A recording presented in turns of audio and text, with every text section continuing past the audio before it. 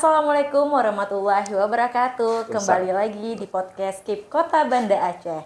Bersama saya Maura Indira Rizka selaku host pada podcast kita hari ini.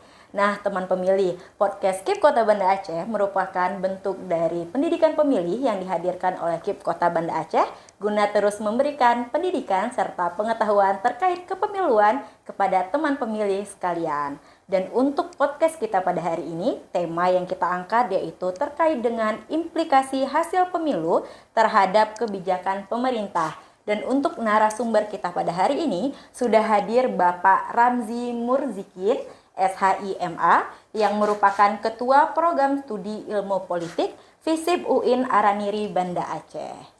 Assalamualaikum Bapak. Assalamualaikum warahmatullahi wabarakatuh. Sehat Pak ya? Alhamdulillah sehat. Pak, ini sebelumnya terima kasih kami ucapkan sudah berhadir di podcast KIP Kota Banda Aceh pada sore yang berbahagia ini ya Pak ya. Pak, ini kan kami dari KIP Kota Banda Aceh ini kan terus berusaha memberikan pendidikan terkait kepemiluan terhadap teman-teman pemilih semuanya Pak. Dan untuk tema kita pada hari ini yaitu terkait dengan implikasi hasil pemilu terhadap kebijakan pemerintah nih Pak. Ini kan narasumber kita ini Bapak selaku Ketua Program Studi Ilmu Politik. Pasti kan sudah sangat khatam Pak terkait dengan politik, kepemiluan dan sebagainya ya Pak ya. Ini saya langsung saja ini untuk pertanyaan pembuka kita nih Pak. Pak, ini sebagaimana yang kita ketahui bahwa pelantikan presiden telah dilaksanakan pada bulan Oktober di tahun 2024 yang lalu ya Pak ya. Dan juga pelantikan Gubernur Aceh serta Wali Kota Banda Aceh juga sudah dilaksanakan di bulan Februari tahun 2025 pada tahun ini juga Pak. Nah, dan sekarang kita sudah memasuki di bulan Oktober Pak. Nah, tentunya kan sudah banyak implikasi hasil pemilu yang sudah terasa di kita sebagai masyarakat pada umumnya nih Pak. Nah Pak, ini bagaimana Pak sebenarnya hubungan antara hasil pemilu dan arah kebijakan publik di Indonesia ini Pak? Khususnya ini kita membahas di Aceh dan di Banda Aceh sendiri Pak. Baik, sebelumnya terima kasih kepada KIP Kota Banda Aceh yang sudah memanggil dan meminta kita bertukar pikiran di acara podcast Pucedah. Iya, Pucedah Ya, Pak. Pucedah ya. Pucedah itu penyangannya berarti cerdas gitu kan? Oke, jadi ada cerdas, kemudian kepada pemilih justru lewat partisipasi yang dilakukan oleh podcast. Dan ini memang program yang sangat luar biasa yang dilakukan oleh KIP Kota Banda Aceh. Salah satunya adalah memberikan proses pembelajaran. Terima kasih juga kepada host atas pertanyaannya. Jadi yang sudah menanyakan terkait dengan implikasi. Sebelumnya pada seluruh pemilih bahwa sebenarnya implikasi itu kita harus paham dulu apa yang kemudian kita pahami tentang implikasi. Implikasi itu adalah konsekuensi logis yang dalam hukum, di dalam terminologi hukum itu disebut dengan kausalitas. Dia ada hukum sebab akibat. Sama halnya sebagai contoh sebagai contoh sederhana, kita akan melihat seberapa besar misalnya kebiasaan masyarakat yang melakukan buang sampah sembarangan, tetapi justru akibatnya pada banjir. Begitu juga dengan pemilu. Implikasi itu memiliki kausalitas yang sangat besar ketika partisipasi dan perhatian masyarakat terhadap demokrasi itu tidak meningkat, maka justru akan berdampak pada hasil kebijakan yang dilahirkan oleh pemerintah daerah. Teman-teman pemilih, saya akan berpikir begini. Ketika kemudian pemilihan kepala daerah, baik di tingkat bupati, wali kota, maupun gubernur, atau presiden juga sendirinya, ketika kemudian tidak dikawal secara demokratis oleh masyarakat, maka akan berimplikasi terhadap apapun kebijakan yang akan dikeluarkan oleh terpilih. Kepala daerah terpilih, presiden terpilih, maupun kemudian aktor legislatif yang terpilih. Buktinya begini, beberapa kemudian konteks yang hadir hari ini di masyarakat, penolakan terhadap kebijakan pemerintah mulai hadir. Beberapa kasus di daerah itu juga muncul. Salah satunya kemudian misalnya di Jawa Tengah, di beberapa provinsi yang lain. Dan itu adalah bagian daripada implikasi ini. Nah, justru sebenarnya adalah implikasi itu sangat besar. Faktornya ketika perhatian dari pemilih tidak memberikan dampak yang signifikan terhadap hasil pemilihan. Teman-teman begini, teman-teman pemilih. Saya ingin memberikan contoh ketika terminologi pesta demokrasi itu difahami oleh masyarakat, maka justru sebenarnya akan memberikan efek buruk dalam politik. Kenapa demikian? Karena orang akan berasumsi bahwa pesta itu dia diselesaikan dengan proses, kemudian orang akan mengikuti dengan prosesnya tanpa memberikan perhatian terhadap apa yang terjadi di proses tersebut. Karenanya sebenarnya adalah itu bukan disebut dengan pesta demokrasi, tetapi memang hak dan kewajiban sebagai citizenship warga negara. Jadi warga negara memiliki hak yang khas terhadap hasil demokrasi itu sendiri. Oleh karenanya, ketika kemudian masyarakat acuh terhadap proses politik, yang kita sebut hari ini sudah mulai politik. Anak-anak muda hari ini dia tidak lagi perhatian kepada politik, dia hanya ikut serta dalam proses pemilih ini untuk bukan memenuhi kewajibannya sebagai citizenship, tetapi dia melakukan proses terhadap yang kita sebut dengan ikut-ikutan. Dia hanya FOMO ikut, ya Pak ya, bahasanya FOMO, sekarang, bahasa anak muda sekarang, benar. Iya. Bahasa anak muda sekarang FOMO. Dia Iya. hanya ikut-ikutan, tapi dia tidak tahu bahwa konsekuensi logis yang harus dia timbulkan dari proses politik itu tadi. Iya. Begitu. Pak, ini baru pertanyaan pertama sebenarnya, tapi udah cukup dalam kita membahasnya nih Pak ya. Ini menarik tadi jawaban dari Bapak bahwa sebenarnya itu ada sebab akibat jadinya Ada ya sebab Pak, akibat. dari implikasi hasil pemilu itu sendiri. Nah Pak, ini berbicara terkait hal itu, apakah proses politik selama pemilu ini cenderung mendorong lahirnya kebijakan yang bersifat populis Pak, dibanding yang berbasis kebutuhan nyata di masyarakat? Ini kita bisa lihat Pak, bahwa kan kita sudah lihat ada implikasi hasil pemilu sekarang, ada beberapa program yang mungkin nyata sudah ada di masyarakat sekarang. Contohnya di pusat mungkin kita berbicara ada MBG yang sudah nyata ada di masyarakat. Mungkin terkait dengan tingkat Aceh, mungkin yang paling sekarang lagi gencarnya gubernur kita yang mengusahakan tentang ini Pak, yang perjalanan laut menuju langsung ke Penang ya, misalnya itu kita contoh besar ya Pak ya. Ini menurut Bapak sendiri Pak, terkait hal kebijakan ini apa iya Pak? Ini lebih ke populis daripada kebutuhan nyata di masyarakat, atau bagaimana Bapak melihat implikasinya? Beberapa hal indikator yang kemudian dia bisa kita definisikan sebagai populis yang langsung dia berdampak pada masyarakat. Iya, benar. Atau yang kedua dia bentuk dari aspirasi masyarakat yang memang sebenarnya apa yang dibutuhkan oleh masyarakat di setempat. Iya. Ketika kemudian masyarakat hari ini dia membutuhkan sesuatu hal yang memang sesuai dengan kebutuhannya, maka dia cenderung kebijakan itu menampung aspirasi. Kalau populis bisa saja, populis itu dalam dua hal. Orang melihat yang kalau dalam kajiannya politik ada disebut dengan proses pencitraan. Gitu. Pencitraan. Ada populis yang bentuknya pencitraan, memang ada populis yang memang sesuai dengan keinginan kebutuhannya masyarakat.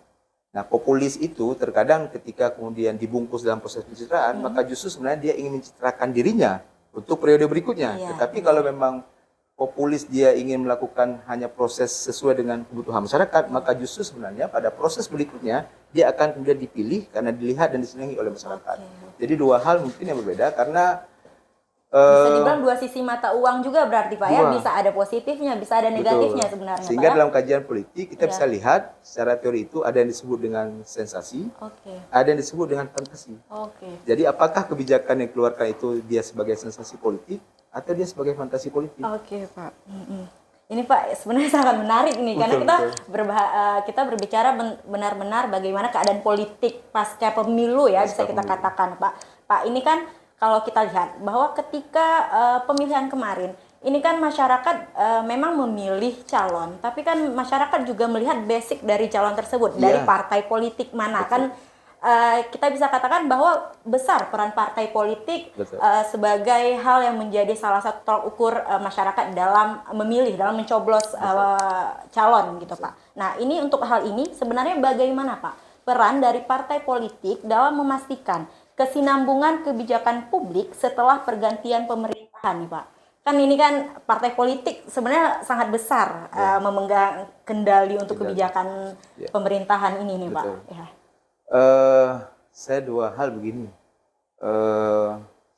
Saya pernah lakukan riset saat itu, dan riset saya itu adalah yang berkaitan dengan waktu itu memang undercover-nya.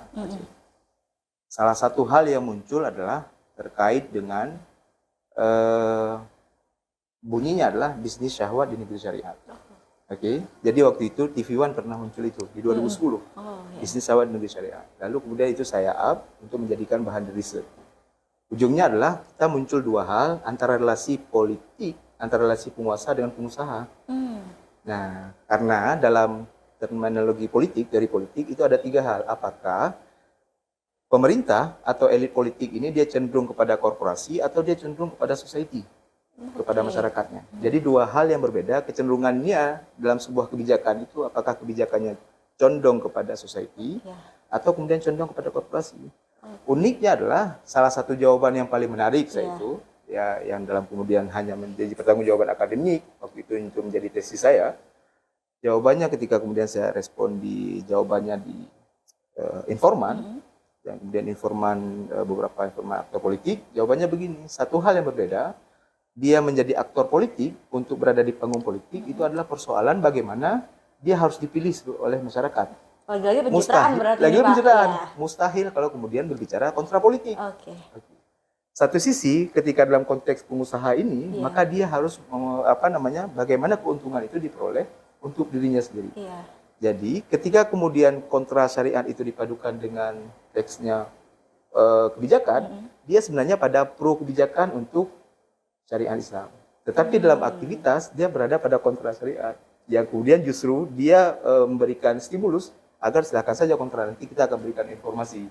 Jadi dua hal itu kemudian saya punya argumentasi logis, saya simpulkan berarti benar juga sih. Dalam arti bahwa sebenarnya aktor-aktor politik terkadang di waktu-waktu dia punya dalam dua dimensi yang berbeda. Dua wajah misalnya, dua wajah sebagai dia aktor, cari aman gitu. Dua wajah kemudian untuk menjaga keuntungan dia. Begitulah konteks yang kemudian sebenarnya masyarakat harus bisa memahami bahwa untuk melihat kebijakan ini bentuknya sensasional atau kemudian hanya dibungkus dengan fantasi semata gitu. Pak, ini menarik terkait dengan aktor politik kita. Ini kan sebenarnya kita sebagai pemilih, sebagai masyarakat, memilih calon yang kita sudah tentukan ini kan. Itu kan kita melihat visi misi mereka sebenarnya di awal, Pak. Aktor-aktor politik ini kita melihat bagaimana visi misi yang mereka tawarkan saat kampanye, bagaimana mereka lagi-lagi mencitrakan diri mereka ya seperti itu, Pak. Nah, setelah berjalannya waktu pasca pemilu seperti ini, sebenarnya sejauh mana Pak pemilih itu memahami implikasi pilihan politik mereka terhadap kebijakan publik di masa depan? Bisa kita katakan di masa sekarang lah berarti Pak.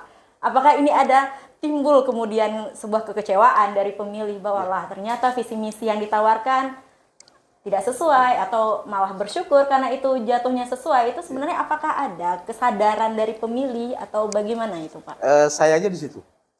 Konstituen politik hari ini sayangnya kita di situ. Bahwa konstituen politik dia tidak menyadari dan memahami implikasi ini.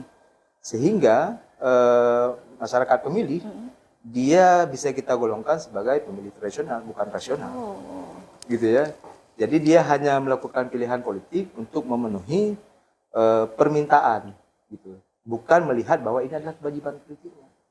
Nah, karenanya partisipasi dalam pemilih itu memang perlu ditingkatkan. Salah satunya adalah kalau memang kita lihat partisipasi di pemilu cenderung dia meningkat. Iya, benar. Tapi justru partisipasi di pilkada justru dia menurun. Iya. Maka ada pertanyaan yang paling substansial di sini. Kenapa di pemilu meningkat? Kenapa di pilkada menurun? Sebenarnya ketika dilihat dari konteks secara politik dan kebijakan, dia akan lebih mengena pada pilkada, bukan pada pemilu. Karena itu langsung nyata, Karena itu langsung terasa, nyata, ya, Pak, terasa harusnya ya. Di masyarakat. Harusnya, maka kemudian kita punya kesimpulan bahwa dengan tingkat partisipasi dan pemahaman politik, apalagi ketidaksadaran dan acuh tak acuh terhadap fenomena politik, maka sebenarnya nantinya pada ujungnya masyarakat tidak akan memahami seberapa besar suara aspirasinya, yang pilihan politiknya, suaranya, yang memberikan dampak logis terhadap pembangunan ke depan, 5 tahun ke depan. Dia hanya berpikir bahwa yang dia lakukan hari ini, masyarakat hanya berpikir yang dilakukan memilih hari ini tidak ada berdampak 5 tahun ke depan. Yang penting sudah coblos, yang penting sudah coblos. Pak ya. Jadi dia berpikir sudah cukup itu saja gitu kan. Itu persoalannya. Sayangnya di sana. Ini sebenarnya satu hal yang sangat menarik dan sebenarnya hal kita bisa katakan negatif juga ya Pak jadinya Pak ya. Adanya kekurangan kekurangan apa ya Pak ya, kalau kita Betul. bisa katakan di sini kekurangan kesadaran dari pemilih sendiri? Betul. Itu juga kesadaran. Kita misalnya di risetnya akademis melihat bahwa Kota Banda Aceh kan pemilih rasional rata-rata, Iya, gitu kan? Pemilih rasional yang kemudian dilihat dari berbagai tingkat pendidikan tingkat mungkin ya Pak ya? pendidikan, Iya. klasifikasi kerja Iya, misalnya. benar. Tapi justru partisipasi pilkada kan juga masih belum Iya, maksimal. iya, iya. Kalau Nah, dibandingkan yang pemilu ya dibandingkan Pak ya? dengan pemilu. Jadi juga belum maksimal. Iya. Artinya apa? Bahwa pemilih rasional juga belum bisa sebanding lurus. Oke. Dan ini sebenarnya pada prosesnya adalah bagaimana pemilu itu harus kita kembalikan pada terasnya. Terusnya. Dan mengembalikan bahwa pemilu itu dikembalikan pada kewajiban politiknya masyarakat. Ini menarik Bapak bilang tadi terkait dengan trust-nya nih Pak. Iya. Berarti di sini kalau bisa saya simpulkan sedikit nih Betul. Pak. Ini kalau melenceng juga Betul. mohon maaf. Berarti pemilih sendiri sebenarnya lebih besar trust-nya itu terhadap pemilu daripada pilkada. Lebih besar trust-nya kepada pemilihan presiden, Betul. dewan Iya, dibandingkan dengan pemilihan kita katakan maaf seperti gubernur, wali kota untuk daerahnya sendiri. Maksudnya gini Pak, yang bisa saya sampaikan. Padahal kan kita sebagai misalkan warga Banda Aceh, tentunya kita harus lebih besar mengubah kepemimpinan yang ada di Banda Aceh dan di Aceh sendiri gitu Pak. Tapi kan di sini kan berarti kita kurang kepercayaan kita untuk itu, malah kita lebih besar untuk euforianya tuh malah lebih besar untuk presiden dan dewan seperti itu Pak. Itu sebenarnya kenapa? Kalau balik lagi seperti Betul, Bapak katakan, padahal di Aceh betul. itu tingkat pendidikan juga sudah tinggi ya. Betul. Itu balik lagi sebenarnya faktor apa itu Pak? Kemarin melihat dua alasan. Oke. Di diskusinya teman-teman itu, di diskusinya peneliti yang kemudian diajukan oleh Perguruan Tinggi, Ya. itu memang faktor utamanya karena dalam tahun bersamaan ada dua rezim yang berbeda. Ada rezim pemilu dan kemudian ada rezim pilkada serentak. Itu secara bersamaan. Jadi implikasi setelah pemilu dan tidak jauh itu kemudian masuk ke pilkada, itu akan terasa di tahun yang sama. Apakah karena kekecewaan pemilu atau itu ada efek seperti Itu juga Pak? memungkinkan. Oh, memungkinkan. Nah, yang kedua, kalau kita lihat secara umum, Iya. memang apa yang dimaksudkan dengan kesadaran politik di masyarakat juga masih rendah. Oke. Nah, sebenarnya pendidikan politik itu juga bukan hanya menjadi beban penyelenggara pemilu. Benar. Saya kemudian melihat dari beberapa konteksnya di undang-undang itu bukan hanya beban penyelenggara pemilu. Partai politik juga menanggung beban itu. Nah, karenanya partai politik juga harus bergerak bersama untuk melakukan pendidikan politik dan menggerakkan seluruh aspek masyarakat agar kemudian ikut memilih. Benar. Nah, dan memperbaiki bahwa bagaimana konteks masyarakat itu dibutuhkan untuk disadari agar dia ikut serta dalam proses politik ini. Nah, jadi bukan hanya asosiasi penyelenggara pemilu tanpa dibantu oleh stakeholder yang lain, itu juga mustahil. Jadi harus adanya sama-sama lah, Pak, Sama-sama, penyelenggara dan semuanya itu bersama-sama untuk meningkatkan. Betul. Ya. Apalagi kalau di pilkada kan ada desnya sendiri untuk pemerintah daerah. Ada des pilkada yang kemudian menggerakkan. Jadi bukan hanya sebelah tangan. Jadi dia butuh kiri dan kanan gitu ya untuk menggerakkan banyak hal. Baik Pak, ini kita kembali lagi ke pokok tema kita sebenarnya, karena tadi memang sangat menarik menurut saya, makanya saya sedikit ingin membahas gitu Pak. Ini kembali ke tema kita. Ini sebenarnya tantangan terbesar apa nih Pak yang kira-kira ada dalam menjaga agar kebijakan publik itu tetap berpihak kepada kepentingan rakyat pasca pemilu. Ini di luar kita bilang tadi adanya pencitraan, adanya kepentingan yang mencari aman. Ini sebenarnya hal apa gitu Pak?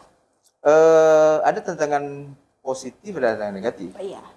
Karena di zaman ini kita bergerak dengan ekosistem digital. Iya, benar. Gitu kan? Medsos ya Pak ya? Medsos. Ekosistem digital yang bergerak lewat langsung ke genggamnya masyarakat pemilih, itu akan lebih cepat prosesnya. Satu kebijakan yang kemudian tidak jalankan akan cepat kemudian diviralkan. Oke, benar. Begitu juga dengan sebaliknya. Iya. Satu hal yang positif juga kemudian dia naik ke media, dia akan lebih cepat diperhatikan oleh masyarakat. Tetapi kalau memang aspeknya negatif, algoritma negatif lebih besar, maka justru kemudian memunculkan distrust, gitu ya, ketidakpercayaan gitu. Tapi kalau kemudian dia yang kita munculkan algoritmanya positif lebih banyak, maka justru kemudian akan merubah mindsetnya pemilih. Maka karenanya memang sekarang seluruh stakeholder memang harus bergerak untuk memberikan algoritma positif terhadap pemilu, terhadap apa isu pemiluan, kebijakan-kebijakan itu. Karena kalau memang algoritmanya lebih besar bergerak di negatif, saya akan khawatir beberapa di pemilu kita ke depan, justru partisipasi dia akan terus menurun. Karena dia akan terus menurun di masyarakat. Maka upaya kita baik kemudian penyelenggara pemilu, yang seperti saya sampaikan tadi, partai politik juga perguruan tinggi. Perguruan tinggi juga menanggung beban itu, jadi juga harus ikut partisipasi secara aktif, dia memberikan pemahaman politik ke masyarakat, dengan algoritma positif yang melalui ekosistem digital tadi.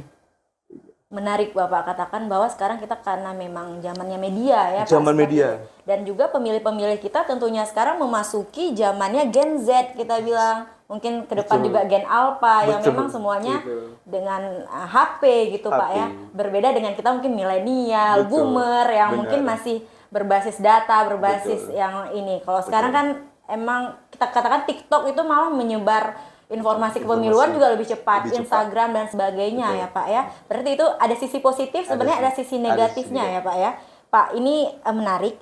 Ini sebenarnya bagaimana seharusnya pemerintah terpilih, ini yang sudah terpilih nih, terus menjaga kepercayaan publik melalui kebijakan yang konkret pasca pemilu. Kita lihat kan ini sebenarnya kan juga satu hal yang dibutuhkan pemerintahan sekarang tentunya Pak. Yang terpilih sekarang juga pasti ingin terpilih lagi mungkin di pemilu yang akan datang.